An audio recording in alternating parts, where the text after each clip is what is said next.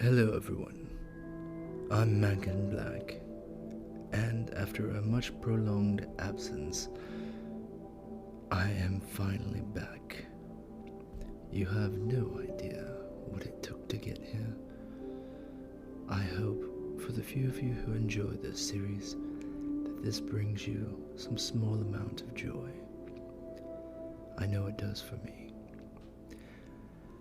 Well, as I've stated before, the entire book is written. This is just part 2. I will get around to recording part 3, hopefully sooner than later. Until then, please enjoy Resident Evil Village, a fan novelization audiobook, part 2.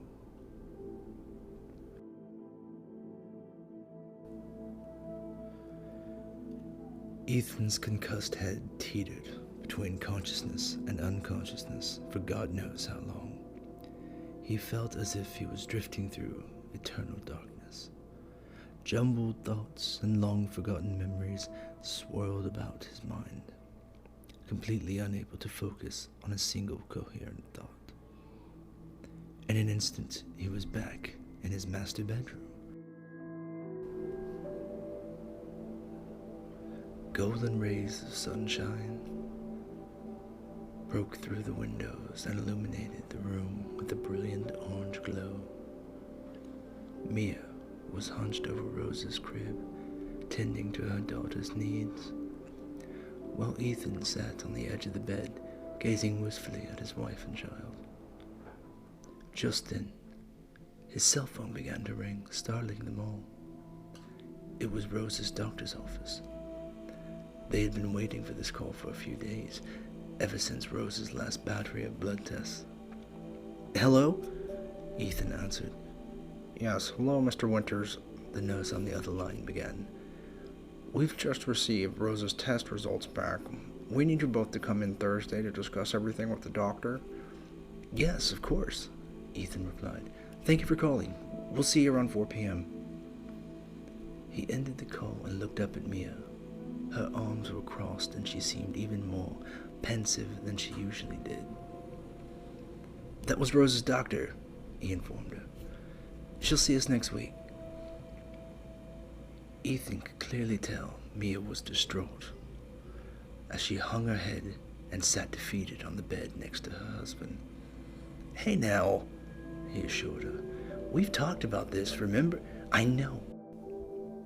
We hardly talk about anything else, remember? I keep telling you, it's not Rose I'm worried about." "Well then what are you worried about?" Ethan demanded. "Look, she's gonna be fine. I just know it. What else matters?" "We matter," Mia fired back. "You matter. You just don't..." "Mia, what are you talking about? Is there something that you're not telling me? Come on, talk to me," he pleaded. But just before his wife could answer, Ethan's cell phone rang once again. Ethan glanced at the caller ID. "Damn it, I have to take this," he regretfully informed his better half, causing Mia to storm out of the bedroom. Suddenly, the sunlight at the window began to fade.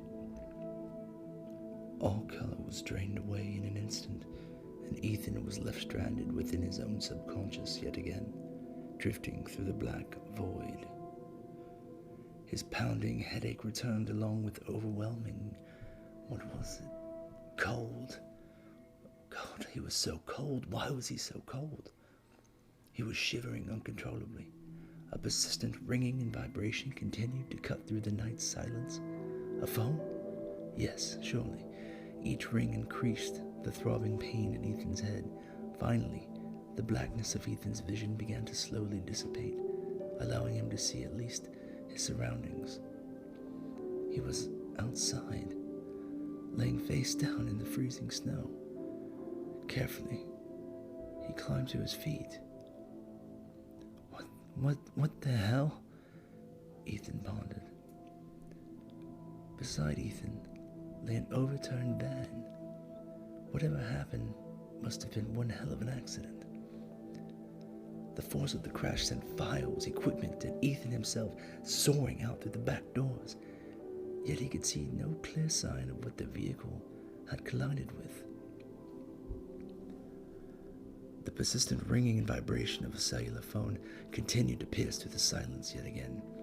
Ethan quickly located the source of the noise this time. It seemed someone else had been ejected from the van along with himself. Though this person wasn't so lucky. One of Chris's soldiers lay lifeless. The fresh powder, just a couple of yards to the left, was practically covering him. The mercenary was frozen stiff in his precise moment of death. The ringing phone was clutched in his right hand, while his left arm was fully extended away from his body in some futile attempt to drag himself away from whatever horror had caused this vehicle to crash. Despite the tactical helmet, the demolished pair of infrared goggles that concealed the upper portion of the soldier's face, Ethan could still plainly see an expression of sheer and utter horror. The man died in this twisted, gaping maw on his face. The mouth was frozen open, wide, nearly impossibly so, in one final and eternally silent scream.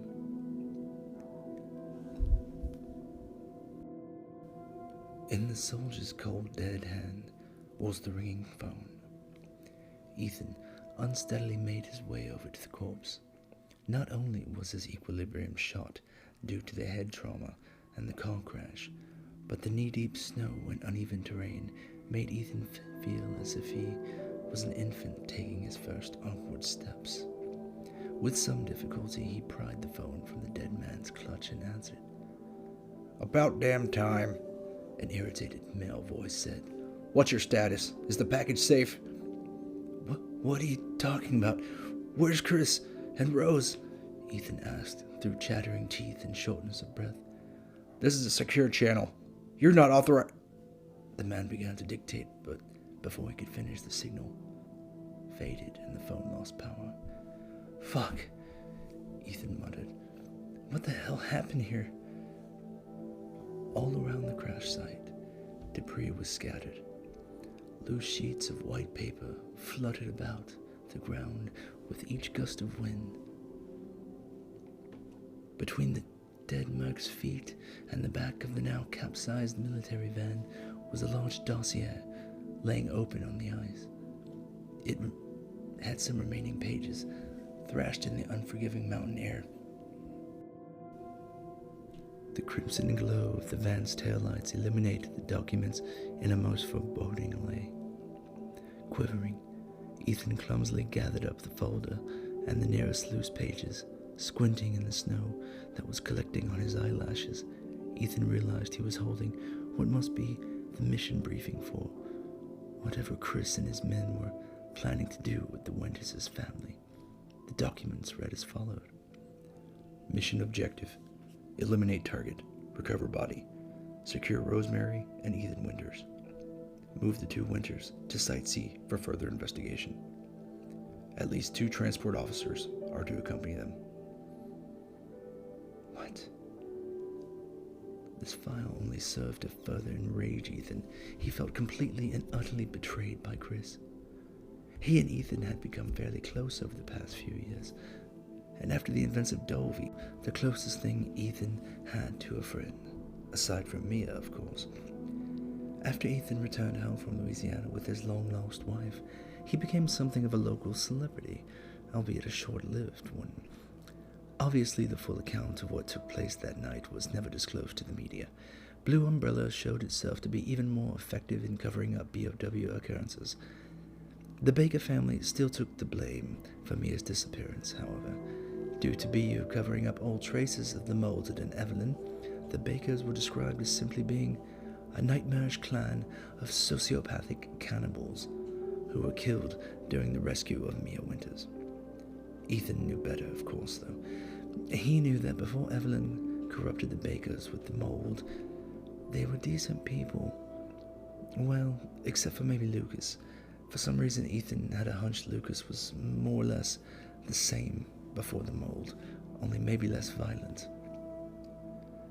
Despite Ethan's heroics, and the media clamoring to get an exclusive interview with the newly reunited couple about the horrors of surviving a quote-unquote real-life Texas Chainsaw Massacre, just as soon as the Winters were released from observation, they seemingly disappeared from their previous lives altogether. Once the couple agreed to accept the offer of Blue Umbrella, they cut ties with their old social acquaintances. Their parents were the only people Mia and Ethan continued to stay in contact with, and even still in a very limited capacity. In the years after, Chris Redfield became one of the most important people in not just Ethan's life, but his entire family's. He was a teacher, a living legend, a mentor, a liaison, a partner, and most of all, a true friend Ethan felt he could always depend on. Until now. Ethan's brow furrowed, and his fist began to clench. This was the ultimate betrayal. To attack a man's family like this, it's simply unforgivable. Chris would have to pay for this with his own blood. For a moment, all of Ethan's rage and hatred had literally distracted him from the biting cold. As he took a deep breath, he calmed himself. An especially strong gust of icy wind blasted Ethan from behind, bringing him back into the here and now. Pausing for a moment, Ethan looked around in a useless attempt to gain his bearing. He noticed some faint tracks in the snow leading away from the crash site into the dark woods and decided to follow them. Who made these tracks? He wondered. Whomever it was, it had to be the one who had his daughter. At least, he assumed. Actually, he didn't even know if Rose and him had been put in the same van. The freezing cold was almost more than Ethan could stand. Thick stacks of plume and condensation escaped through the chattering teeth with each labored breath. His feet were so numb, he was almost certain frostbite had already taken hold. If it wasn't for the small flashlight clipped to his breast pocket, he'd be completely helpless. The light only illuminated a couple of feet ahead of him, but it would have to do for now. Ethan continued along the tracks, into the woods, until he came upon a rusted, barbed wire fence, which forced him to crouch beneath it. And despite his best efforts, Ethan snagged his left hand on the barb and drew blood, which caused him to let out a gasp of pain. On and on, Ethan trekked through the darkness. He had no idea where he was headed or what he was going to find along his way. Each time Mia or Rose popped into his head, it forced him to think about something else. Focus on surviving the next few hours, he told himself. Then I'll get to the bottom of this. Chris is going to pay. It wasn't long before he started to get the feeling that he wasn't alone. Someone or something was following him. The rustling tree branches and falling stones could easily be dismissed as the wind or squirrels, but Ethan began to see dead, bloodied crows scattered across the ground, and he began to panic. He increased his pace and continued his current path. He kept his eyes on the ground to avoid stepping on the bird corpses, but doing so caused him to walk right into another ghastly display. A mass of dead crows were now hanging from tree branches like some sort of macabre Christmas tree. Ethan's face made direct contact with one of the grotesque ornaments, causing several still living crows to explode outward in a deafening shriek that in turn caused Ethan to scream as well. It's happening again, he said flatly. His worst nightmare was coming true, or so it seemed. The day he swore to Mia would never come. But did he really believe that, though? Or did he just say that to comfort his wife?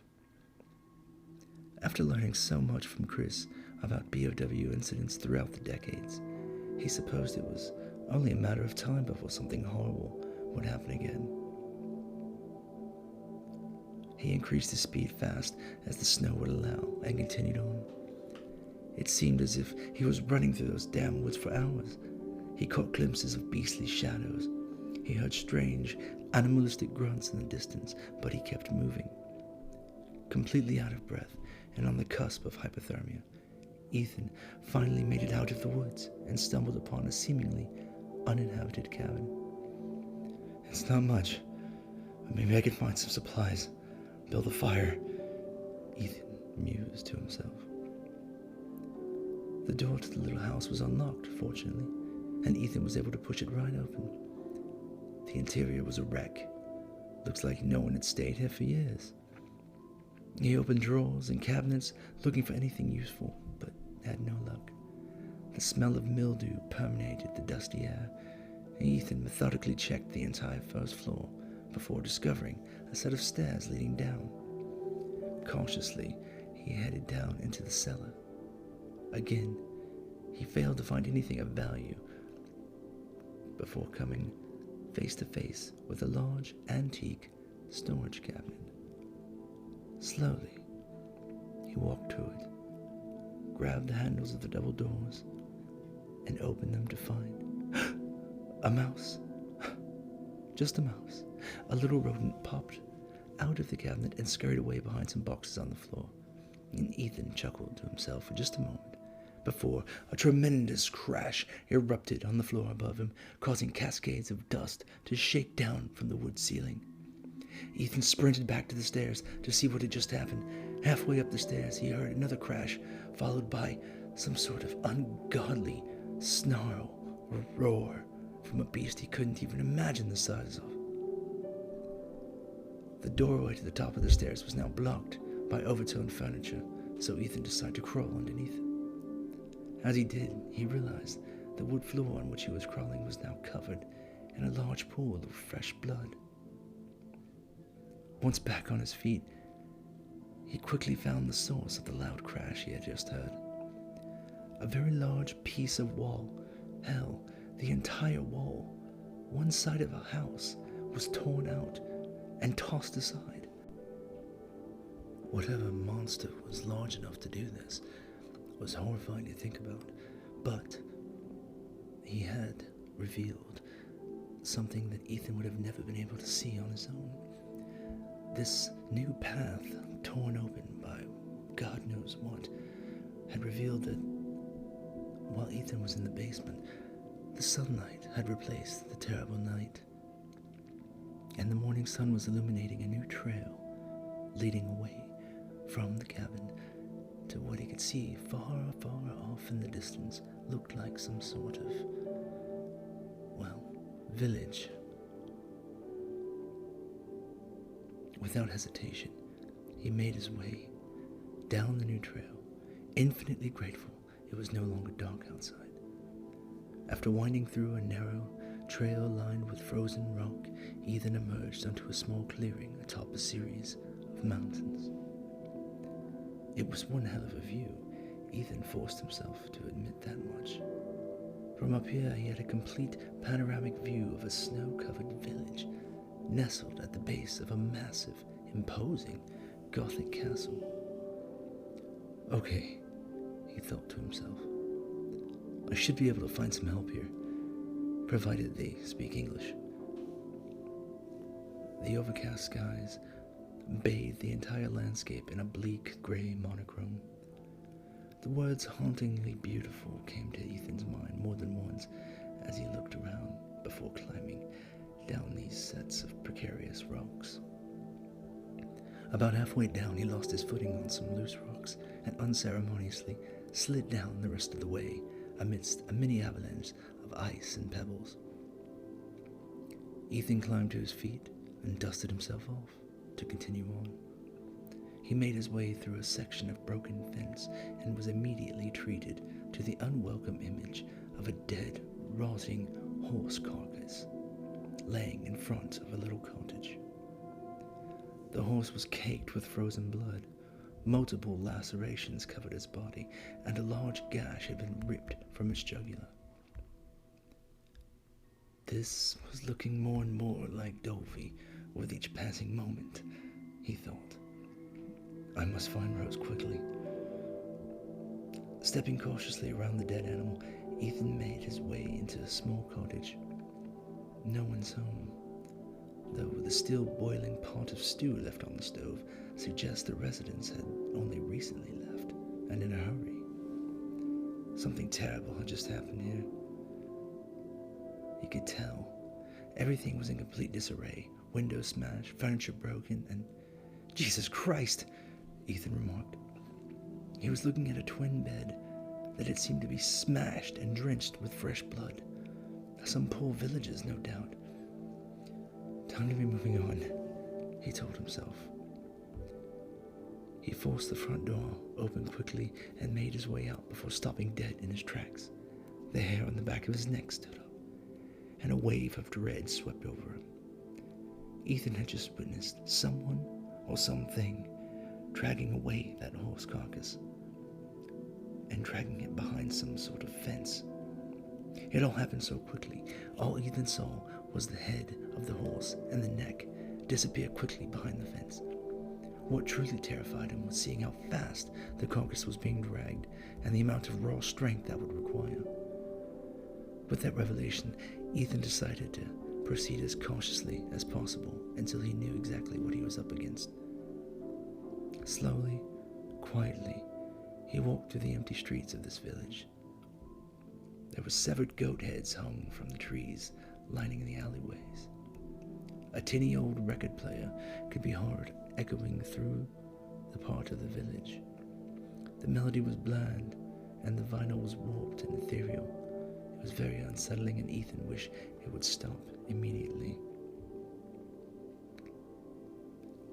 He followed the village's main road, checking for unlocked doors or signs of life, and finding neither, until the very last house at the end of the street.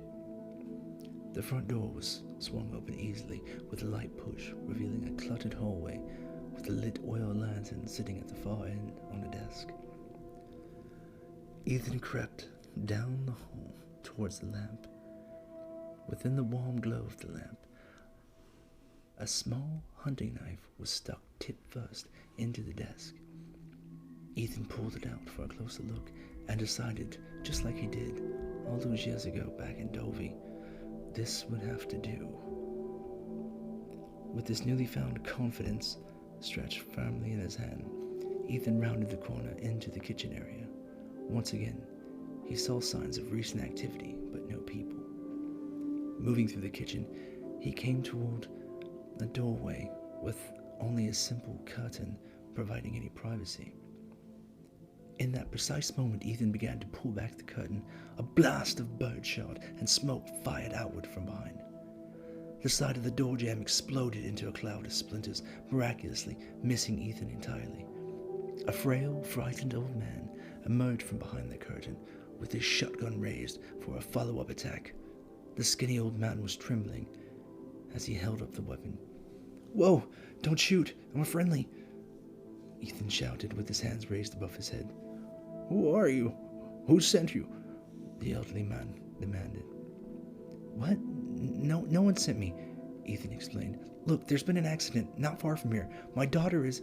Ethan was cut off by the sound of that truly awful roar again. He'd never heard anything like it before. It was a monstrous wail that could strike fear into any living soul. Despite not knowing the source of such a demonic shriek, the look it left on the face of the old man told Ethan everything he needed to know at that moment. Whatever it was, this was a creature to be feared, plain and simple. The old-timer frantically glanced out at the two kitchen windows before reporting, "Oh God, they're coming." "What is coming?" Ethan pleaded.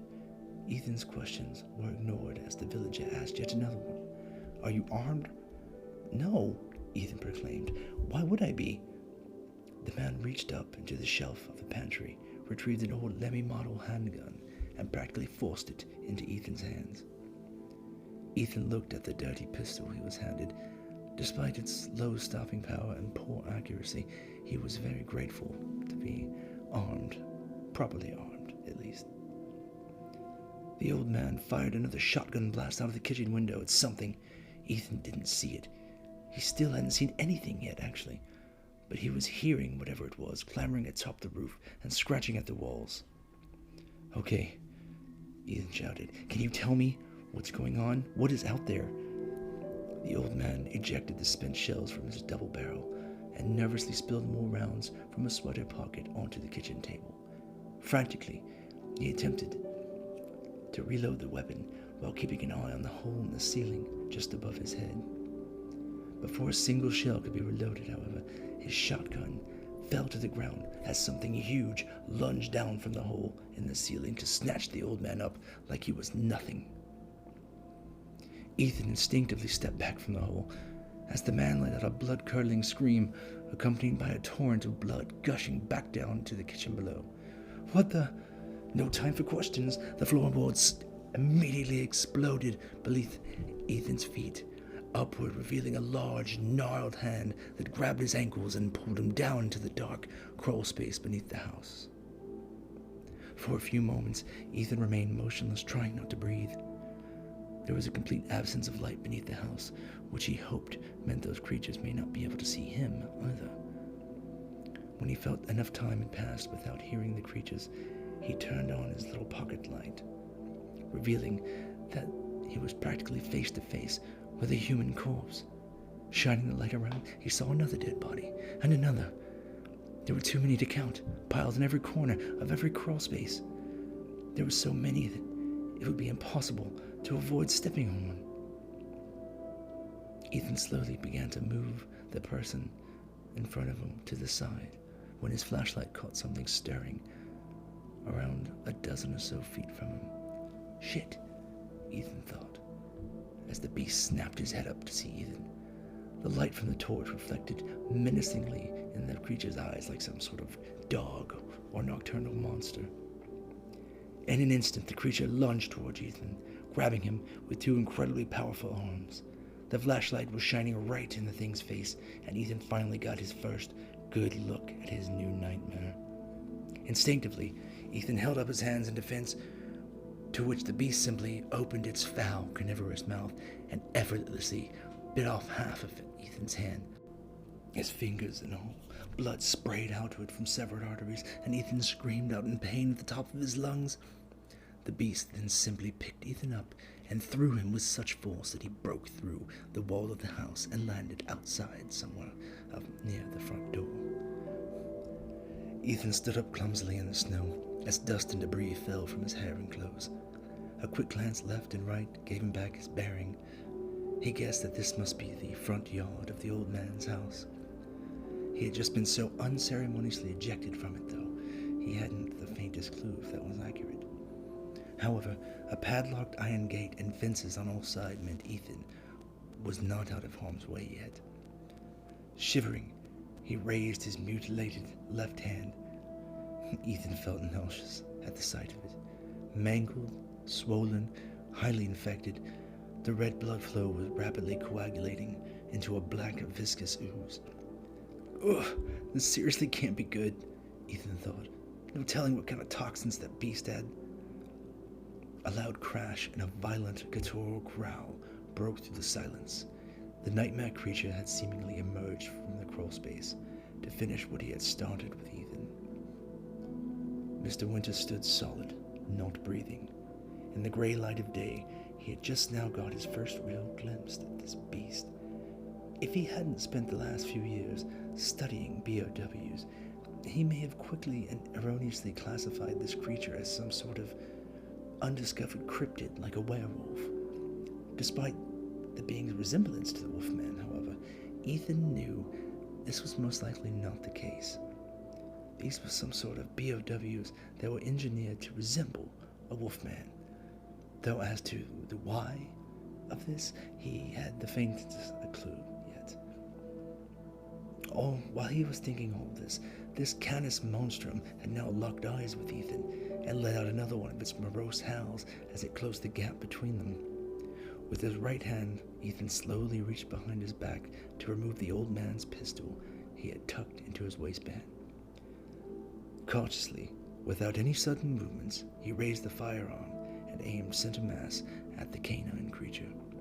"Don't come any closer," he warned in vain. The beast showed absolutely no reaction to the gun, which wasn't a good sign. Either the beast was unfamiliar with such weapons, or it simply showed no fear towards anything. Just another mindless BOW killing machine. I guess I'm about to find out, Ethan joked to himself as he took aim and prepared to fire. Suddenly, the Wolfman pounced forward just as Ethan squeezed off the first 2 shots. The first round hit the target in the shoulder, the second in the abdomen. The beast skidded backwards on the impact of the rounds, but it hardly seemed deterred. In fact, it seemed even angrier. It roared again before charging Ethan once more. A third shot connected with the cannon's neck, causing it to start wildly swinging its arms, along with its razor-sharp claws at its assailants. It was all Ethan could do to raise his arms and block, yet the knife-like fingernails of the beast left more than a few new gashes on Mr. Winsler's growing collection of scars. Thinking quickly, Ethan planted his left foot firmly back in the muddy snow, then swiftly raised his right leg to deliver a powerful kick to the solar plexus of the creature, sending it sprawling backwards several feet. It raised its head to scream yet again, but this time the shriek was cut short. Ethan sent 3 more pistol rounds directly into the creature's cranium, dropping him dead on the spot. Or so Ethan hoped, at least. Standing victorious above his opponent, Ethan took a long look at a lifeless body. This gave him a few more moments to closely examine the BOW. Even with all the strange shit he had personally witnessed over the past few years, these dog folk were by far the strangest, if only because they so closely resembled the classic Hollywood werewolf. In all of the many dense tomes of documentations chronicling BOWs throughout history, and all of the first-hand stories and encounters told to him by Chris and his men, only the zombies of the Raccoon City incident could have been so easily recognizable as something familiar as a Hollywood monster, which makes sense in a way. After all, a human suffering from a viral infection that literally destroys tissue cells and impedes all motor functions would be difficult to identify as anything else other than The Walking Dead.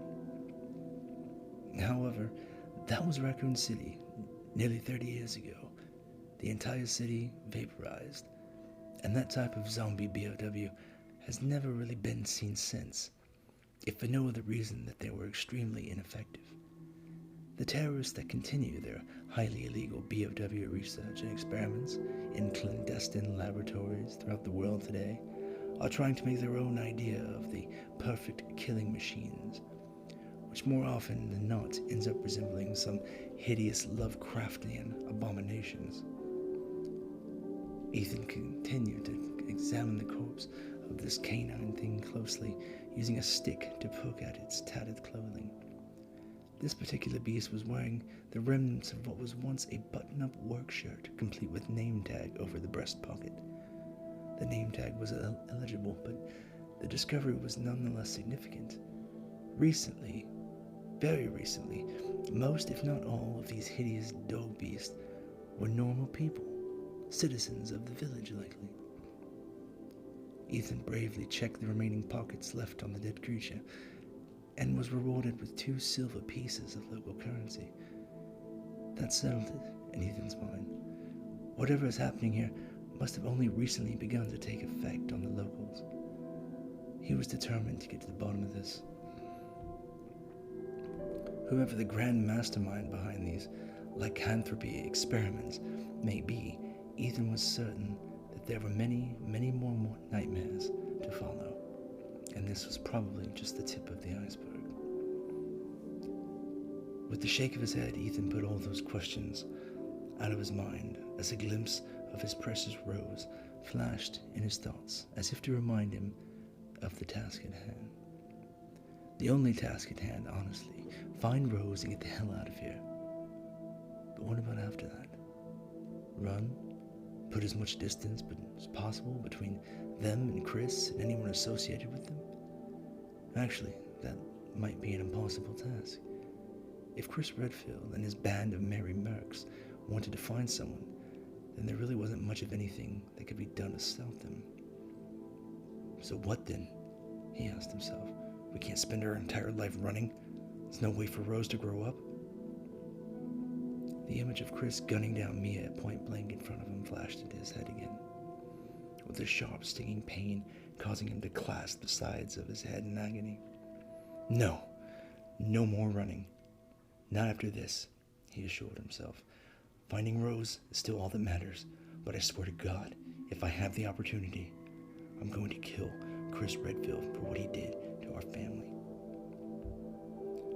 All of these thoughts swirled through Ethan's head as he searched desperately through the old man's house and the dilapidated storage structures in the front yard to find supplies or a key to that goddamn gate.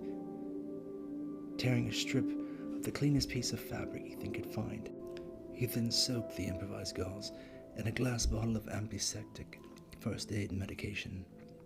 He'd hoped that the first aid meds here, in this antiquated, forgotten part of the world, would be as immediately effective as the high-quality stuff in the States. The potent liquid in the dark green bottle cascaded down Ethan's mutilated hand, first causing tremendous pain, immediately followed by soothing relief. He then expertly wrapped a long strip of sterilized cloth around his wrist and missing fingers until the material formed a tight, thick, cast-like bandage. Still no key for the damn gate, though. Probably the old man had it on him when he was, well, no matter. He found the next best thing, bolt cutters. Sitting right next to them was the old man's final gift to Ethan, a full box of handgun rounds. Breaking the padlock on the gate sent it creaking open instantly. Directly before him lay a small wooden bridge that allowed a shallow creek bed to pass under it. To the right, there was only a massive pile of debris, and towards the left didn't seem like anything of note. Straight ahead, however, on the far side of the bridge, was a two-story building of sorts. Ethan walked slowly and quietly across the bridge up to the building, which he could now identify as some sort of small barn. There were no interior lights, however a solitary bulb was mounted outside of the barn door. It gave off just enough light to allow Ethan to glimpse the bottom portion of a person laying motionless on the floor. Before Ethan's next step, however, even made landfall, a tremendously strong force pulled the dead villager in through the door.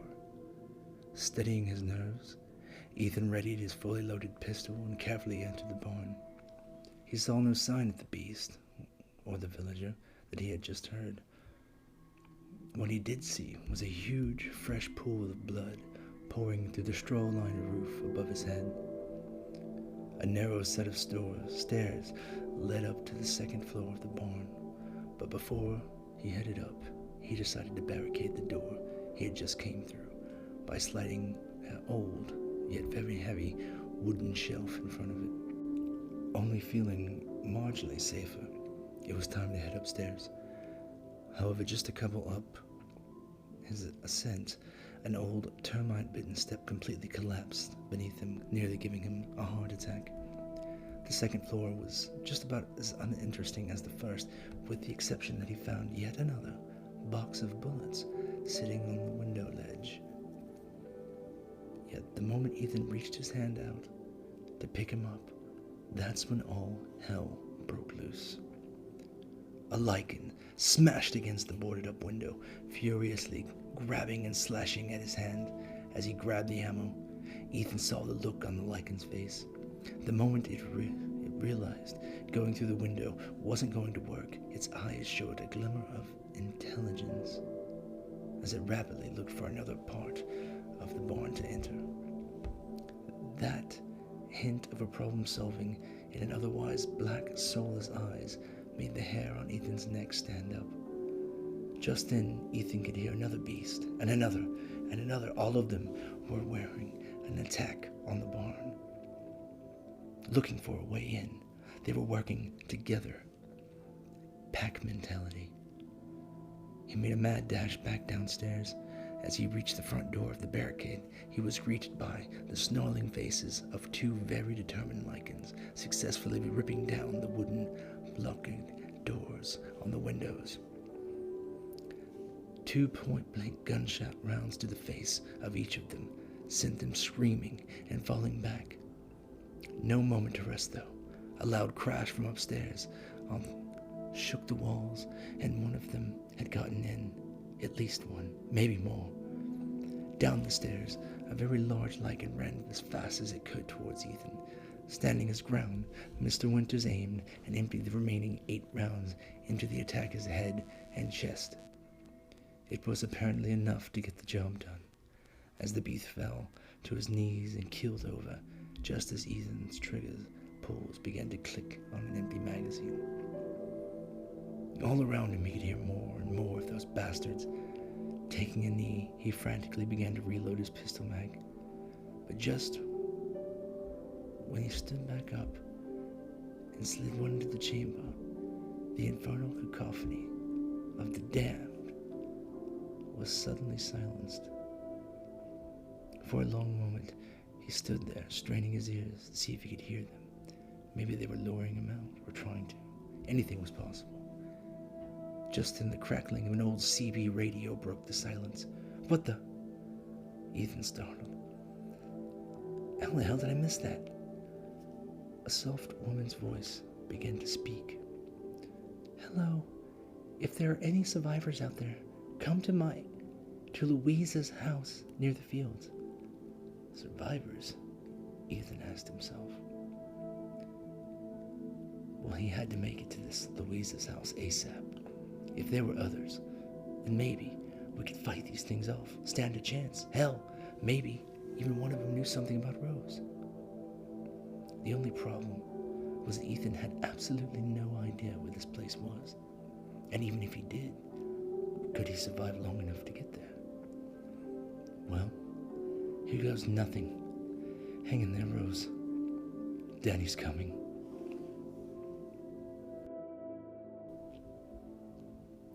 That concludes part 2 of the novelization of Resident Evil Village.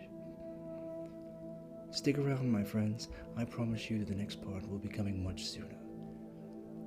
I know we all can't wait to find out what happens after the great lichen attack when Ethan leaves the barn. Anyway, thank you for listening.